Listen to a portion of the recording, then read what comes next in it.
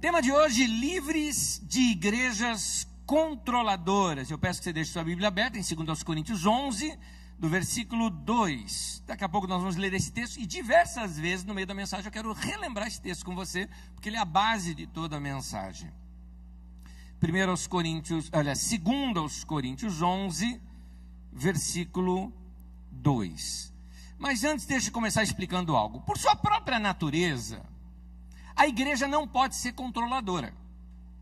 Se é controladora, já se misturou com algum princípio que não é do reino de Deus e perdeu a sua essência de agência proclamadora da graça de Deus. Portanto, ela não pode ser controladora.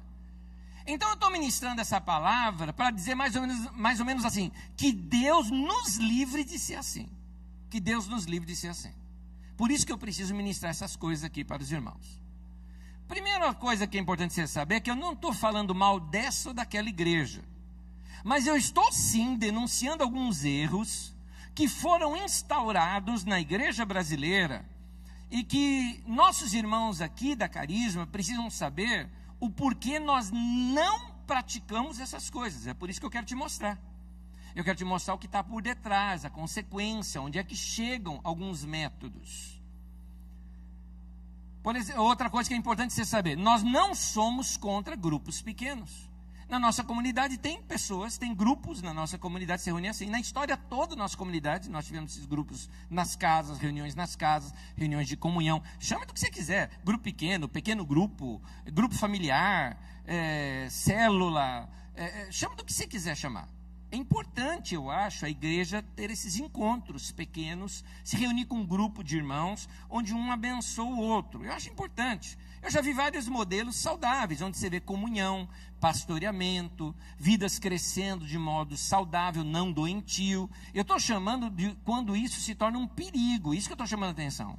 Quando essas coisas, quando eu citar aqui no meio da mensagem, eu estou citando de extremos, de líderes despreparados, controlando a vida de outras pessoas, massacrando a vida de outras pessoas, dominando a vida de outras pessoas. E isso eu quero fora daqui. Outra coisa importante você saber é que eu estou pregando isso para Carisma, aliás, principalmente para você que está me acompanhando pela internet, ou que está acompanhando daqui a alguns dias, que baixa o vídeo ou o áudio e vai escutar essa mensagem. Saiba que ela é primeiramente endereçada aos membros do corpo de Cristo que estão aqui sob nossa responsabilidade de pastoreio, porque eu quero que eles saibam porque nós não praticamos algumas coisas que são muito comuns hoje no meio da igreja brasileira. Que aos irmãos aqui disserem: olha, lá na Carisma não tem isso, as pessoas olham até meio assim: ué, mas vocês são mesmo evangélicos, né? Vocês são... Na verdade, eu não sei se a gente é evangélico, sendo muito sincero com você, tá? Uma pessoa me perguntou assim, né? Aliás, lembra que eu contei aqui uma história de um deficiente físico, né? Que eu dei carona aí na estrada. Ele chegou a me perguntar, falou: você é evangélico ou você é católico? Eu falei: rapaz, eu sou cristão. Ah, então tá bom, pronto. Ele já tinha me falado um monte de coisa mesmo, abençoou a minha vida. Se eu falasse qualquer coisa ali, estragaria a conversa, não é? Então eu quero chamar a atenção para esse problema de controle na vida das pessoas dentro da igreja. 2 Coríntios 11, versículo 2. Quero que você leia esse texto comigo com bastante atenção. Olha o que o texto diz: o que receio e quero evitar, disse Paulo para a igreja aos Coríntios, é que, assim como a serpente enganou a Eva, quando você pensa a serpente enganou a Eva, qual figura vem na sua cabeça? Pode falar. O diabo, não é? Então você já imagina que é o diabo. Sabia que não? Nesse texto não está falando disso. Vou te explicar já já. Que assim como a serpente enganou a Eva com astúcia, a mente de vocês, ele está falando: eu receio que a mente de vocês seja corrompida e você se desvie da sua sincera e pura devoção a Cristo. Meu irmão, acredite, pode checar depois, se você quiser, pega em casa, faz uma leitura do texto anterior, do texto posterior a esse versículo. O texto aqui não está falando do diabo, o contexto são de falsos líderes no meio da igreja, que enganam a igreja com a sua astúcia, corrompem a mente das pessoas, ou seja, tira das pessoas a capacidade de julgar, de pensar. Eles dominam, quase que hipnotizam as pessoas para fazer o que eles querem que as pessoas pensam e façam.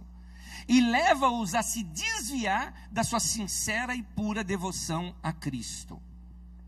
E aí as pessoas perdem a sinceridade, perdem a pureza. Por que pureza? O que é quando um produto deixa de ser puro? Olha aqui eu estou tomando água pura. Se você colocar qualquer outra coisa aqui na água, ela já não é mais pura. Então é uma coisa misturada. Mas Anete, você não vê coisa de Deus em algum desses movimentos? Vejo, mas está misturado. Tem coisa de Deus e tem coisa de marketing de rede no meio. São princípios que não tem nada a ver com a igreja. São coisas misturadas que acabam infiltrando no meio da igreja. E perdem a devoção a Cristo, como diz o texto aqui. Não tem mais aquele coração devoto a Cristo. Tem agora a obediência ao líder, obediência à regra. Por isso a figura, coloca de novo o título da mensagem para mim, por gentileza. Por isso eu usei essa figura. Gente que foi dado corda neles e eles andam certinho, como um grande exército. Esse termo é muito usado, não é? Porque são manipulados. Quais são essas características de uma igreja dominadora? Por que eu estou falando isso? Porque eu não quero isso aqui. É por isso que eu estou falando. Primeira coisa, então, eu quero aqui te alertar de algumas coisas, por isso eu vou te falar assim, cuidado. 3 cuidados aqui que eu vou lançar para você. Primeiro deles, cuidado quando a sua fala é controlada. Cuidado. Grupos assim têm a sua própria linguagem de gueto. Toma cuidado com esses lugares que têm termos próprios, porque isso pode alienar você do mundo, fazendo você viver somente para aquele mundinho da igreja. Não é novidade essa coisa de linguagem própria no meio evangélico, até porque a gente já tem termos até muito bem conhecidos, né, no meio da igreja evangélica. Por exemplo, nós mesmos, por muito tempo, falamos o evangeliquez, não é? A pessoa se convertia, ela tinha que reaprender agora. Bom dia, não é bom dia, é a paz do Senhor, não é? Aí o cara fala, ô meu, legal, que legal, cara, isso é coisa do mundo, é que bênção, não é? Tô fora, não é tô fora, é tá amarrado. E aí, cara, é? Como vai, varão? Não é? Ou aquela, você vê alguém tocando bem, ou dando uma boa palestra, algo parecido, você fala, cara, você é bom no que faz. Não é isso que se fala, é assim, você é um vaso. E mulher, como é que fica? É uma vaza, não é? Como é que é o negócio? Mas tudo bem, mas hoje existem termos novos. Linguagem única, e até costuma fascinar os novos participantes, porque imagina, você chega num meio, você precisa aprender a falar a linguagem dali do meio, não é? Há pouco tempo atrás, eu não era nem um pouco do ramo, né? Eu fui trabalhar junto lá com o Espino, o pessoal da gráfica, depois publicidade e tudo mais. Aí eu tinha que começar a falar, eu tinha que saber o que era print, o que era a questão das cores, e tinha todos uns dados e uns detalhes isso aqui é um BOPP e tal. Eu falava, gente, o que é isso? Vocês falam grego para mim. Para não me sentir assim, fora da turma, eu tive que aprender os termos dali. Assim você fez na sua empresa e tudo mais. O caso é que algumas igrejas têm também novos termos nesse nosso dicionário da língua evangeliqueza, né? Que quem passou por esses movimentos conhece, e quem não é dos guetos não conhece. Por exemplo, quem já participou desses movimentos conhece algumas palavras que eu vou dizer agora. Se você nunca participou, você nunca talvez ouviu algumas delas. Por exemplo, já até alguns de vocês estão cheios dessas palavras. Ganhar, consolidar, discipular, enviar, almas, células, peniel. Sabe o que é peniel? Vamos dar um pedala, Robinho. Honra, conquista, ser modelo, unção apostólica, atos proféticos, Israel se fala muito nesses lugares, mãe de multidões, pai de multidões, conquista da nação, mover celular. Meu iPhone ficou ali, ó. Eu devia ter trazido ele para mover celular. Riquezas, nobreza, prosperidade, recompensa, multidão, Encontro, reencontro, pós-encontro, pré-encontro, encontro de níveis, confronto, primeira geração dos 12, segunda geração dos 12, toque de chofar, cobertura espiritual, resultado, resultado, resultado, resultado e resultado. Esses termos novos são uma forma sutil de controlar. George Orwell, no seu livro 1984, conta a história do Grande Irmão.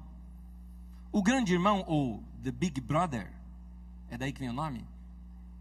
O que sabe de tudo, espiona tudo, seria um grande líder mundial. E um dia ele está numa conversa com um dos seus auxiliares e ele conta sua grande estratégia de dominar o mundo. Ele fala, eu vou criar uma nova língua e nós, no mundo inteiro, vamos falar essa única língua. O cara fala, mas como assim? Como você vai dominar o mundo todo somente criando uma nova língua? E ele fala, minha estratégia está aí.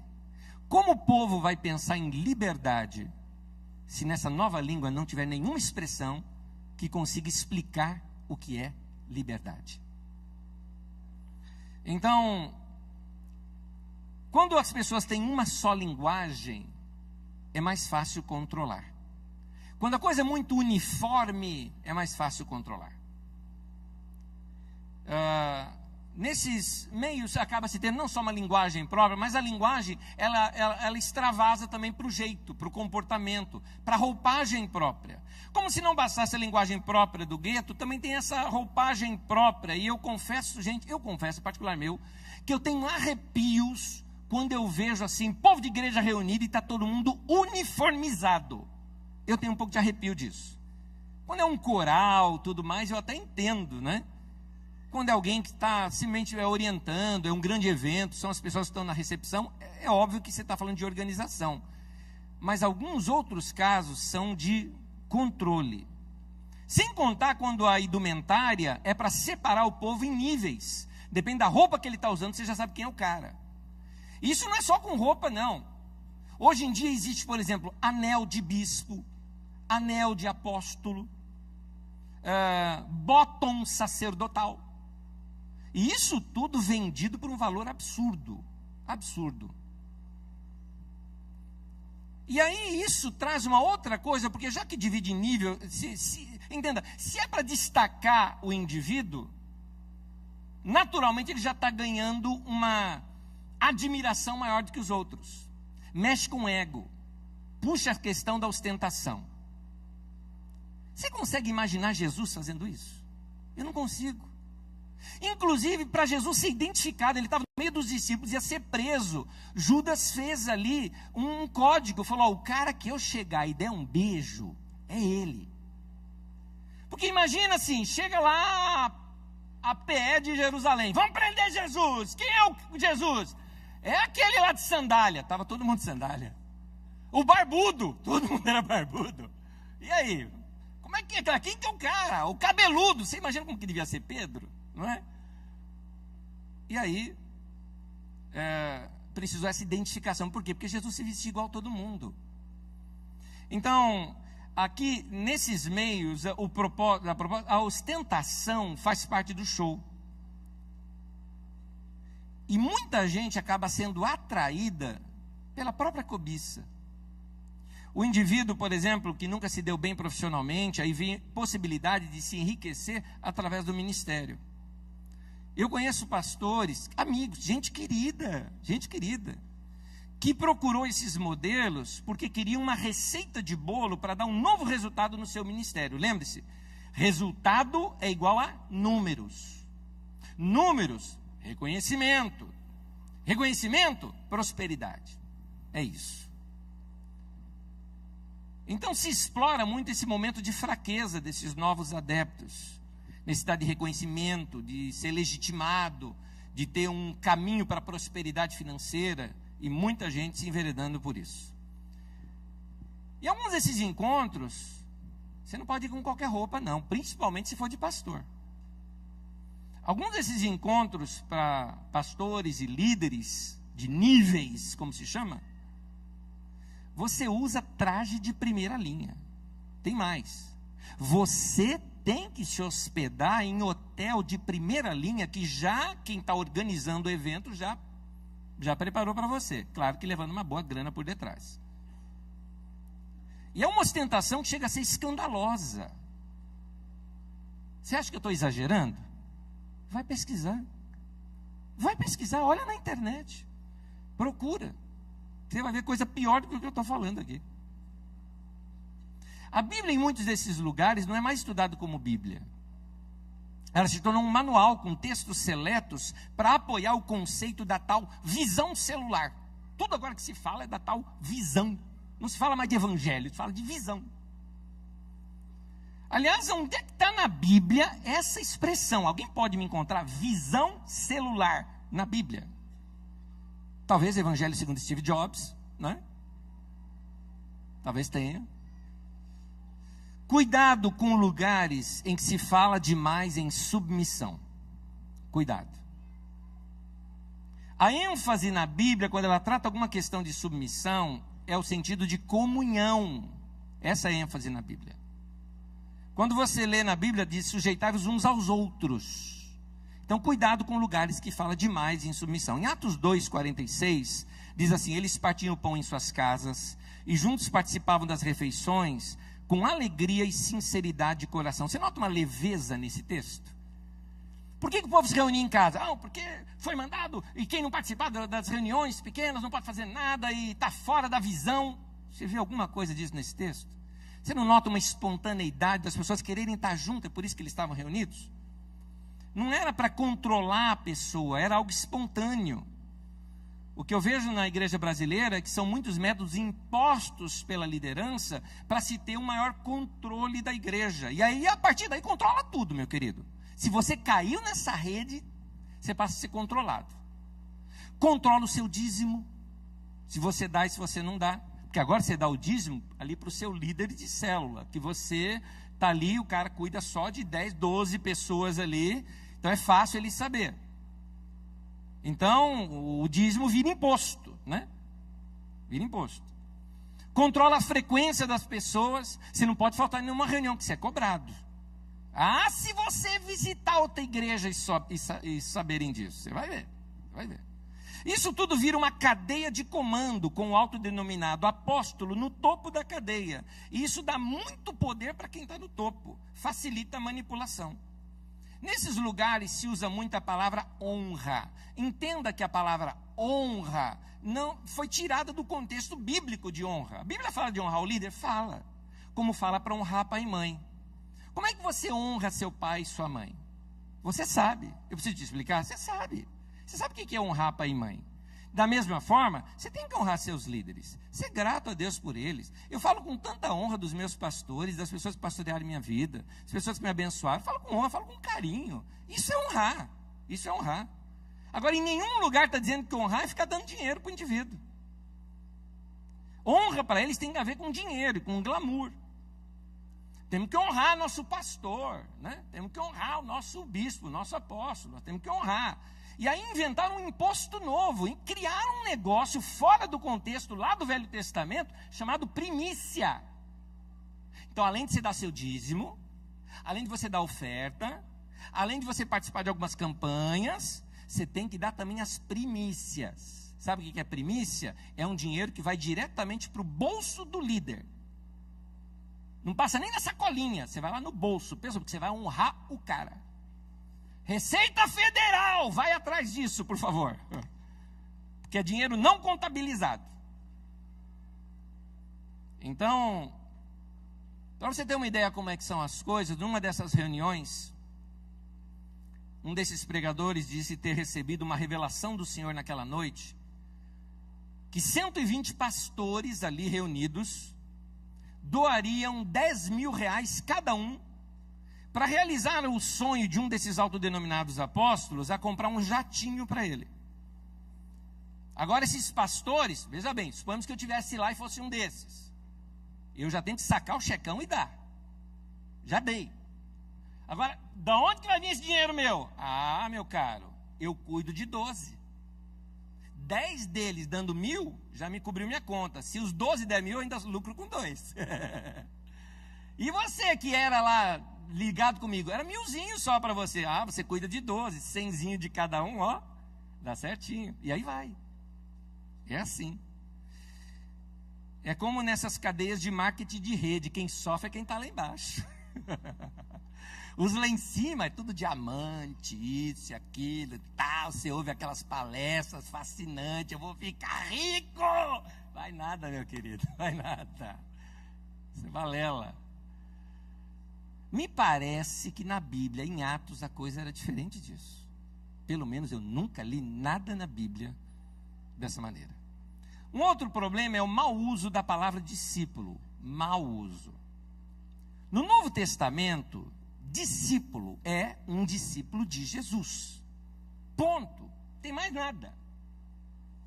Portanto, discípulo no Novo Testamento é sinônimo de seguidor de Jesus. Você é um discípulo de Jesus. Não é meu. Você é um discípulo de Jesus. Fora dos evangelhos onde fala no Novo Testamento sobre discípulo, talvez muitas pessoas nunca nem pesquisaram isso, mas sabia que só aparece mais 3 vezes ali? Essas 3 vezes só que chama discípulo é no livro de Atos dos Apóstolos. E eu queria ler os textos aqui com você, só para você ter uma ideia o que a Bíblia chama de discípulo. Vamos lá. Atos 9, versículo 10. Em Damasco havia um discípulo chamado Ananias. Aqui está falando que ele era discípulo de alguém, alguma coisa? Não, não está na cara que está dizendo que era um seguidor de Jesus no texto? Ó, lá em Damasco tem um discípulo chamado Ananias. O que está dizendo? Tem um discípulo de Jesus, tem um cara que segue a Jesus, não é? Atos 9, 26. Quando Paulo chegou a Jerusalém, aqui é Paulo, tá? Tentou reunir-se aos discípulos, mas todos estavam com medo dele, não acreditando que fosse realmente um discípulo. De novo está falando que seguidor de Jesus. Atos 16, 1. Chegou a Derbe e depois a Listra, onde vivia um discípulo chamado Timóteo. Eles eram discípulos de Jesus, queridos. Então a expressão meu discípulo, ela é forjada fora da Bíblia. Não tem na Bíblia. Porque isso se usa muito. Esses aqui são os meus discípulos. Eu acho de uma soberba, de um orgulho. Porque que somos nós pastores? Lembra que eu falo que é pastor? Pastor não é dono do rebanho, ele é contratado pelo dono do rebanho para cuidar do rebanho para o dono, não é? Não pode ter um caso de amor com as ovelhas, entendeu? Não pode pegar as ovelhas para si e roubar do dono, não pode. Nós somos empregados, entendeu? É isso que nós somos. Então, os discípulos são de Jesus, não são nossos. Ainda por cima, acaba criando nesses meios uma ideia de aliança incondicional do discípulo com o discipulador. Você faz uma aliança. E o que você disser, eu vou fazer. Você viu que já tirou o Espírito Santo da jogada, né? Isso é um perigo. Porque agora esse discipulador passa a fazer o papel de Espírito Santo na vida do irmão. Aí é uma invasão na vida dos discípulos imensa. Não deixa que as pessoas tomem suas próprias decisões. Chega ao ponto até de interferir no casamento, dizendo quantas vezes o indivíduo tem que ter relação sexual com a esposa, ou a esposa com o marido. Chega nesse ponto. Também invade a vida financeira das pessoas, determinando o que a pessoa pode ou não pode fazer com o dinheiro que é deles. Gente, isso não é cristianismo. Jesus não ensinou isso. Isso é uma aberração de controle humano com a desculpa travestido de ser uma obra de Deus. Não é de Deus um negócio desse. Isso é humano, humano e humano. E se está certo a minha ideia do que é a besta do Apocalipse, que é 666, está dizendo exatamente isso. É humano, humano, humano. Ou seja, é uma besteira. É monstruoso um negócio desse. É um monstro isso, porque detona a vida de pessoas, controla a vida das pessoas. As pessoas, na sua sinceridade e humildade, acham que está servindo a Deus, e Deus até aceita, porque Deus vê o coração daquelas pessoas. Quando eu vejo na televisão esse senhorzinho humilde, sem dinheiro, indo lá, tendo que comprar um lencinho, paga caro naquele lenço, só para passar no suor lá do apóstolo, para depois levar para casa e ser curada da diarreia. Você já viu isso? Né? Comprar travesseiro ungido para você. Para, isso é controle, é humano, não tem nada de Deus nisso.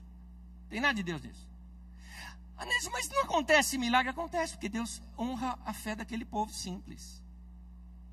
Porque Deus é assim.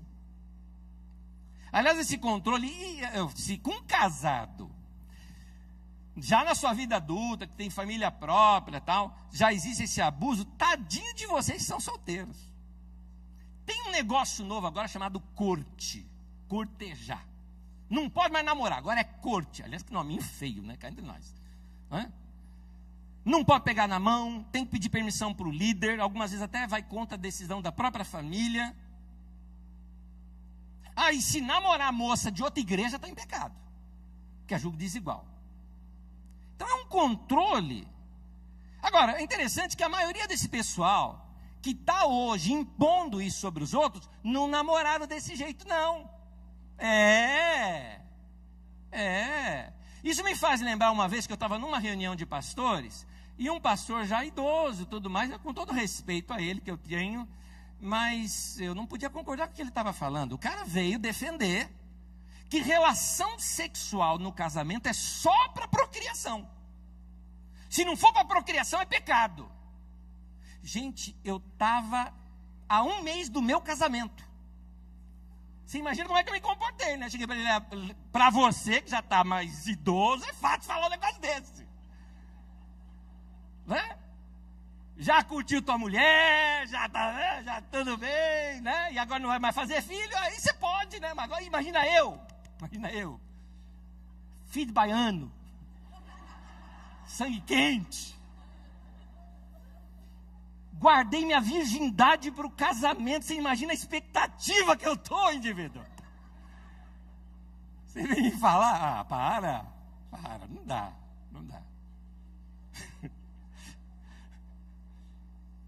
Outro problema nesse meio é a submissão cega. Aprende-se muito essa submissão cega. Não se questiona as colocações do desafio do líder, que o líder impõe, porque senão você é rebelde, você é um bode. Não pode contrariar o líder, porque ele é o homem de Deus. Se ele está falando, ele é voz de Deus. E assim, aceitando tudo, você vai emburrecendo espiritualmente. Porque nesses lugares, como eu disse aqui no domingo passado, com a música de João Alexandre, é proibido pensar. Quando você chega, no começo, o tratamento é muito bom mesmo, maravilhoso, muito bom. Vocês são príncipes e princesas do Senhor. Esse termo se usa muito lá, né? Você é uma princesa do Senhor, você é um príncipe do Senhor.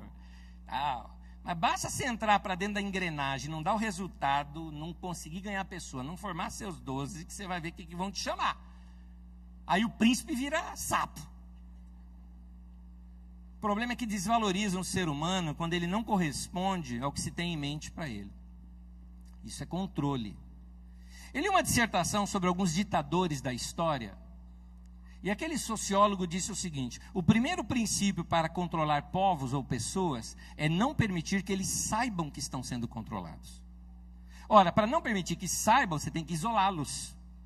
Por isso, essas pessoas não podem ler qualquer livro, só pode ler os livros que são recomendados por eles. Não pode ir para outra igreja, não pode ouvir outros pregadores. E tem mais, sobrecarrega essas pessoas com tanta coisa para fazer durante a semana. Você se enfia tanto na igreja, de segunda a domingo, que você não tem tempo para estudar, para refletir, para questionar, para pensar. Você não tem tempo para isso. Até porque você não vê mais defeito. Você já está lá dentro o tempo todo. Vou falar uma frase para vocês de um homem. Já eu digo quem é. Ele disse assim: eu sempre achei mais fácil convencer uma grande massa do que uma só pessoa. Quem disse isso foi Benito Mussolini, criador do fascismo. Os líderes acabam pensando pelas pessoas, e não é dado para a pessoa o direito e a liberdade de pensar e de ser diferente dos seus líderes. Me questiono às vezes por que algumas pessoas se deixam ser controladas assim. As explicações, talvez quem possa dar melhor do que eu, são os psicólogos. As que eu consegui encontrar é essa carência de uma figura forte. Querem um líder super-herói. São carentes, precisam de um líder infalível, poderoso. E aí o cara tem que ser muito bem sucedido.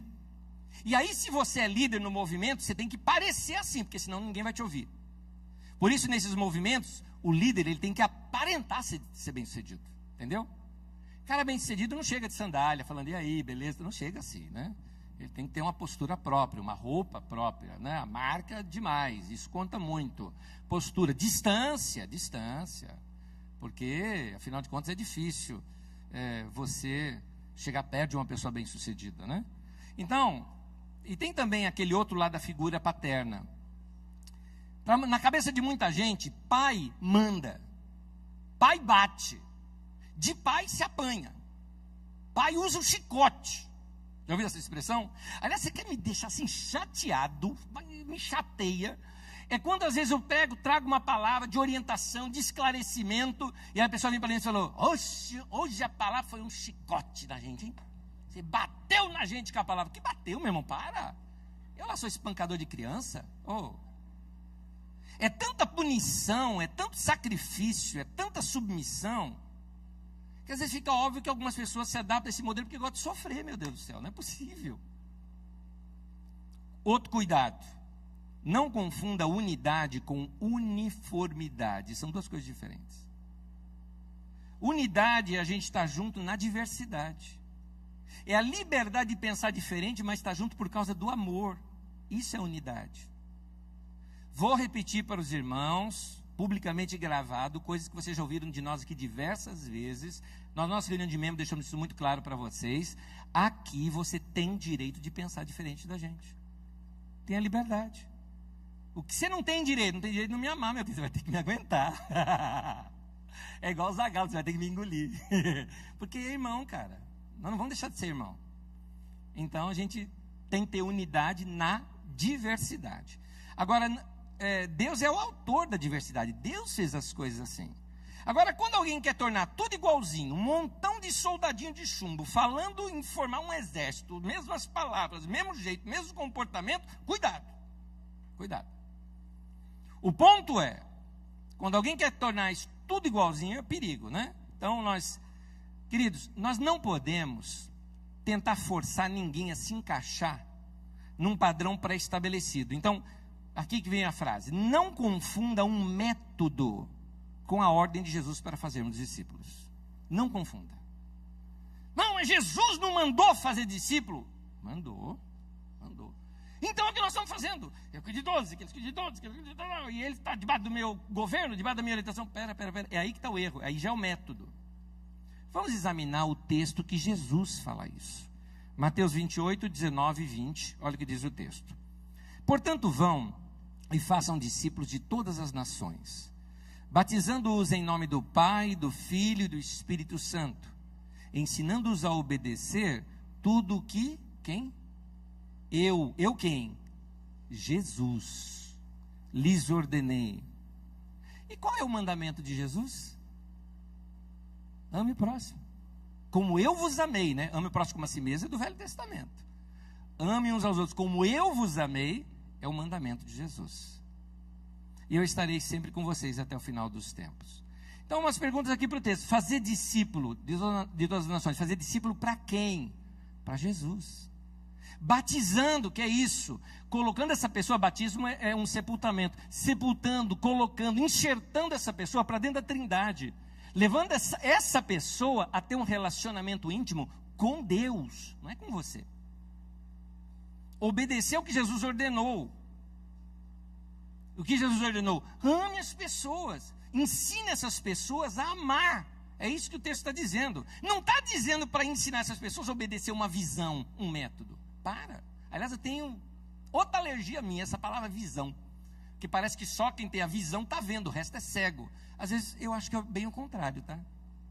Tem gente que está cega com a visão. Então, algumas lições. Vamos voltar ao nosso texto. 2 Coríntios 11, 2. O que eu receio e eu quero evitar, e essa é a razão dessa ministração para os irmãos, é que assim como a serpente enganou a Eva com astúcia, que a mente de vocês seja corrompida e se desvie da sua sincera e pura devoção a Cristo. 3 princípios rápidos que eu quero falar com vocês aqui. Primeiro princípio: voltemos ao evangelho puro e simples. Aquele texto fala da sua sincera e pura devoção a Cristo. Numa outra versão diz da sua simplicidade devidas a Cristo. Então voltemos ao evangelho simples, o evangelho puro. Gente, o evangelho não é pesado. Quem diz isso? Jesus disse isso, ele falou, anda comigo, toma sobre você o meu jugo, anda comigo, né? É leve, não é pesado. Cada cristão é um discípulo de Jesus. Você é ligado diretamente em Jesus. Você não é ligado a mim, que eu sou ligado a Jesus. Ah, irmão, mas nós não estamos num corpo? Estamos, mas no corpo todos os membros do corpo são codependentes. Eu preciso de você, você precisa de mim, nós precisamos de Cristo, já dizia um cântico antigo. Não existe intermediários entre eu, você e Deus. Não existe. Não existe ungidão. Não existe sacerdote entre nós e Deus. O único intermediário entre nós e Deus é Jesus. É a Bíblia que diz isso quando fala que Jesus é o único mediador. Então, cuidado, meu querido, não siga a visão dos outros, não guie a sua vida por mandamentos e ensinos humanos com uma pretensa religiosidade por detrás. Sabe de onde eu tirei isso? Da Bíblia Sagrada. Vou ler um texto para vocês, Colossenses 2, de 18 a 23. Acompanhe o texto comigo na tela. Não permitam que ninguém tenha prazer numa falsa humildade e na adoração de anjos os impeça de alcançar o prêmio. Tal pessoa conta detalhadamente suas visões e sua mente carnal a torna orgulhosa. Trata-se de alguém que não está unido à cabeça. É interessante. Paulo está dizendo então que gente que é muito orgulhosa, gente que manda muito nos outros, quer controlar os outros, ele está dizendo não está unido ao cabeça. Por quê? Porque o cabeça que é Cristo é simples, é humilde, é servo de todo mundo. É por aí. A partir do qual todo o corpo é sustentado e unido por seus ligamentos e juntas, efetua o seu crescimento dado por Deus. Já que vocês morreram com Cristo para os princípios elementares desse mundo, olha a pergunta de Paulo. Por quê? Como se ainda pertencesse a ele, vocês se submetem a regras do tipo, não manuseie, não prove, não toque. Todas essas coisas, diz Paulo, estão destinadas a perecer pelo uso, pois se baseiam em mandamentos e ensinos humanos. Essas regras têm, de fato, a aparência de sabedoria com sua pretensa religiosidade. Mas é falsa humildade. E essa severidade contra o corpo, nós não tem valor algum para refrear os impulsos da carne. Então, queridos, voltemos ao evangelho puro e simples. Simplicidade, sem invenções. Por favor. Segundo, não perca a sua família por causa da igreja. Posso pedir para você repetir isso comigo, só para você memorizar bem? Vamos falar juntos? Não perca a sua família por causa da igreja. Sua família está acima da obra. Mas, Anésio, Jesus não fala que quem não abandonar pai e mãe por amor de mim não é digno de mim? Meu irmão, o texto até tem outra explicação, mas eu vou me deter nessa afirmação do texto. Jesus disse por amor a quem? Por amor a Ele. Não por amor à visão, não por amor a um apóstolo, a um pastor, ou não por amor à igreja. O que eu quero dizer? A instituição igreja e Jesus são duas coisas diferentes. Não confunda Jesus com a instituição igreja. São duas coisas diferentes. Então muita gente fala, não, Anésio, mas assim, eu tenho que pregar o evangelho. Jesus mandou ganhar almas. Minha família não quer vir comigo, então eu abandono minha família e vou pregar o evangelho, eu vou ganhar alma. Eu te respondo com uma palavra de Jesus. No texto de Mateus, capítulo 16, no versículo 26, o texto diz assim, coloca na tela para mim, obrigado. Pois que adiantará o homem ganhar o mundo inteiro e perder a sua alma? Para Jesus, meu querido, perder a alma tem um sentido muito mais amplo do que morrer para o inferno, tá? Não é isso que ele está falando. É possível você ser um pastor, um evangelista, um grande líder no meio da igreja, não é? Ganhar o mundo inteiro e acabar perdendo os afetos do cônjuge, os sentimentos dos filhos dos amigos, a autoestima, você perder o sorriso, você perder a sua capacidade de amar, você perder a capacidade de cantar canções de niná. Pronto, você perdeu a alma. Você perdeu a alma, você se embruteceu. Você se desviou do puro e simples evangelho de Jesus. Você perdeu a vida. Você perdeu a vida. Eu quero dar alguns conselhos para quem aqui já estragou a família por causa da igreja. Se a sua família é vítima de um desses movimentos, se você perdeu sua esposa, parentes, amigos, eu aconselho que você corra atrás dessas pessoas, seja humilde em lhes pedir perdão e diga assim, ó, olhando nos olhos, eu errei. Ponto. Não fica com preocupação assim, não, eu quero que eles voltem para a igreja. Não, mostra para eles que a igreja, a instituição e Deus são duas coisas diferentes. Mostra aos seus queridos que eles são mais importantes do que a igreja e a instituição, do que programações, horários de culto, não é? Conferência, regras. A gente tem que repensar o nosso ativismo. Até eu estou repensando o meu, estou tão corrido esses dias, me senti tão longe da minha família esses dias por causa de correria, que eu já falei, não está certo. Eu só estou falando de dias, hein? Estou falando de quinta-feira para cá. Porque passeamos juntos segunda, passeamos na quarta, mas de quinta para cá já senti falta. Então repensa o seu ativismo, se você é muito ativista. Tem algumas pessoas que elas mergulham dentro da igreja e perdem relacionamentos. Separe alguns finais de semana, vai levar tua esposa no cinema. Vai ficar em casa assistindo um filme. Como assim, pastor? Você está falando para eu não vir para o culto da igreja e ficar? Pois é, se a sua família está em crise, é melhor você ficar. Então, eu até diria, pega alguns cultos, abra mão de algumas coisas, mas porque o que adianta ganhar o mundo inteiro e perder aquilo que é de maior valor? Nesse ponto, fica para nós aqui um texto que se fala do cuidado dos idosos, mas que eu acho que posso aplicar aqui em qualquer área da família. Olha o que diz 1 Timóteo 5,8. Se alguém não cuida dos seus parentes, especialmente da sua própria família, negou a fé e é pior que um descrente. Então, gente que se enfia dentro da igreja e perde marido, perde esposa, perde... Não pode, não pode. Você é amigo dos seus filhos? Você ama sua esposa? Você ama seu marido? Vocês têm tempo entre vocês? Como eu já estou perto do final, vou me dar a liberdade, tenho só mais um ponto, mas eu vou me dar a liberdade de abrir um parênteses aqui e contar uma historinha muito rápida para vocês. Quem é mais antigo já ouviu essa história, mas os novos não conhecem. Isso aconteceu, na verdade, no Chile, de um pastor amigo nosso, que contou o seguinte. Ele falou que lá, então, ele estava com muita coisa, muita atividade dentro da igreja, e tinha uma irmã que não faltava em nenhuma, estava em todos. Uma irmã muito legal, muito ativa na igreja, mas o marido dela detestava a igreja, não queria saber de igreja. Um dia ela procurou o pastor e falou, pastor, e aí? Meu marido não gosta da igreja, o que eu faço? Eu estou aqui, sou tão dedicada, tá, mas meu marido não gosta, o que eu faço?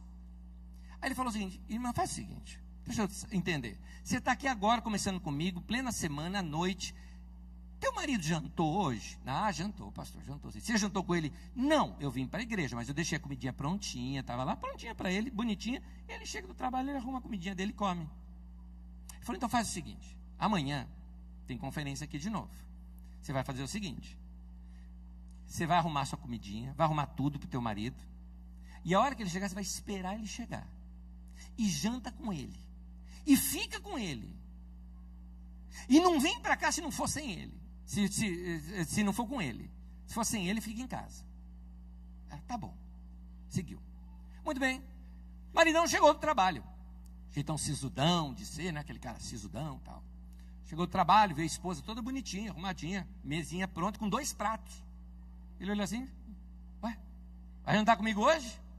Falou, vou, quero jantar com você. Ah, tá bom. Sentou, comeu. Você não vai na igreja hoje, não? Falou, não, hoje eu quero ficar com você aqui. Legal, tá bom. Achando estranho. Mas gostou, daqui a pouco começaram a conversar algumas coisas, ele falou do trabalho, agora tinha assuntos para conversar. Dia seguinte, tá lá a esposa, bonitinha de novo, tudo arrumadinho. Ele chegou assim e tal. Oh, que bom, vai comer comigo hoje de novo? Gostou do sorrisão. Ele falou, vou visitar com você, tá? Você não vai na igreja? Ela falou, não, eu vou ficar com você. Ô mulher, você está desviando? Aí ela falou, não, na verdade eu estou até seguindo a orientação do meu pastor. Meu pastor falou para eu dedicar mais tempo para você, porque você é muito importante na minha vida. Ele falou isso? Falou. Eu gostei. Acabou de jantar rapidinho, foi lá, tomou um banho e falou, vamos lá para a igreja que eu quero conhecer esse pastor. Chegaram no final da reunião. Estava terminando lá a reunião e ele já falou, quem que é o pastor aí que falou isso? Aquele ali, ó. Tá bom. Depois do culto, ele procurou o pastor, primeiras palavras dele para o pastor. Pastor, muito obrigado por ter devolvido minha mulher. Esse pastor conta que esse homem hoje é um dos diáconos da sua igreja. O cara amou, agora ele entendeu a igreja. Gente, vamos valorizar a família, amém? Vamos estar junto, aproveita o final de ano, tempo com a família, isso é importante. É importante nós estarmos na reunião aqui também, é importante nós recebermos a palavra de Deus aqui também, mas equalize, calibre a sua vida, por favor. Terceiro, tenha uma vida sincera e simples. O texto é 2 Coríntios 11, versículo 3. É isso que você está me falando, sinalizando? Perdão, gente. Ali está 2 Coríntios 11, 2, mas você lê 2 Coríntios 11, 3, tá bom? Tá joia. O texto diz assim: o que receio e quero evitar é que, assim como a serpente enganou a Eva com astúcia, note uma coisinha, a expressão, assim como a serpente, ou seja, é sorrateiramente, sabe, é fazendo curva. Como é que a serpente tentou a Eva? Pela cobiça. Come isso aqui, você vai ter, ó. Atraiu pela cobiça. Paulo está dizendo que é esse o método de desviar você. Diz lá a continuação do texto: que a mente de vocês seja corrompida. O que é isso, uma mente corrompida? Você não pensa mais, você só obedece, você não questiona, não checa a escritura e também não segue aquela orientação que o Espírito Santo te dá quando você sente paz. E aí o texto continua: e que você se desvie da sua sincera e pura devoção a Cristo. Você perde a sua sinceridade. Para terminar, eu queria te aconselhar o seguinte, meu irmão: nunca minta para você mesmo, por favor. Não se engane. Seja honesto com você mesmo. Pode notar que qualquer pessoa que já teve presas algumas desses movimentos controladores, depois eles falam assim: eu notava umas coisas assim, mas não deu atenção para isso que você notava, que não era bom. Reconheça seus pecados, seus orgulhos. Se você é líder e está me ouvindo, reconheça esse desejo de domínio, esse desejo pela fama, esse desejo pelo dinheiro, esse desejo por prestígio, desejo por título. Que coisa mais besta. Você vai cumprimentar o cara, né? E aí, Joãozão, beleza? Joãozão não, Pastor João. Tá bom. Aí você aprende a chamar o cara de pastor. E aí, pastor, beleza? Pastor não, bispo. E aí, bispo, beleza? Isso não, apóstolo. E aí, apóstolo, beleza? Apóstolo não, deputado. Né?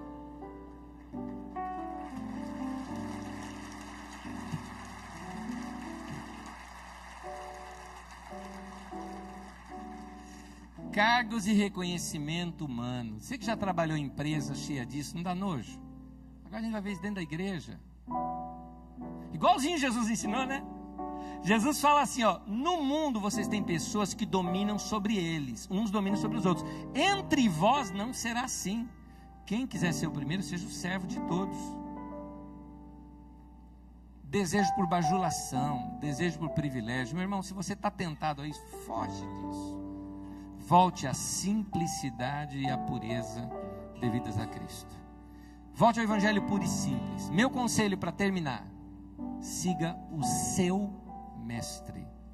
Você é discípulo de alguém que andava de sandália, que amava os pobres e que fugia de holofote. A hora que quiseram tornar ele um grande político, um grande rei, ele fugiu e caiu fora. Segue. Seja simples também. E obedeça o seu mandamento. Qual é? Ame as pessoas como ele também amou. Amém? Faça isso, como Jesus disse, faça isso e viverás. Deus abençoe você, em nome de Jesus.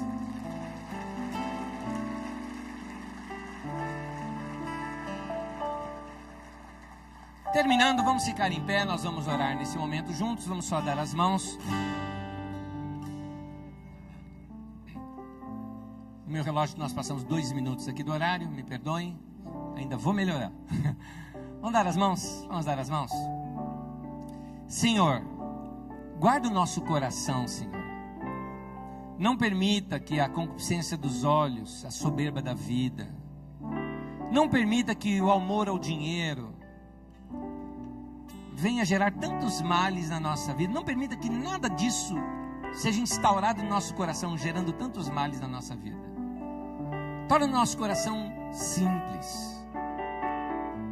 Que os meus irmãos que têm uma boa condição financeira, que sejam simples no coração, sejam generosos.